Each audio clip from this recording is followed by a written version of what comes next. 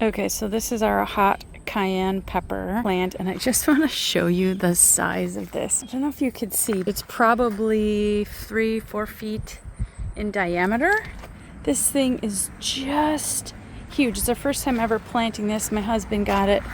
It is just big, and the peppers are small. They're these tiny. They'll turn red, but they're these tiny, long, now green ones. But the plant, it's a beautiful plant. The foliage is so different. The leaves are smaller and kind of just more airy than, say, your bell peppers or like your jalapeno pepper plant. Here's a snacking bell pepper, poblano ancho pepper. It's way different. The leaves are so different on this compared to the other ones. They're little and they're delicate. It's just a really elegant, beautiful plant. I don't know how much you can actually see because there's just greenery against greenery, but it is a beautiful, beautiful plant.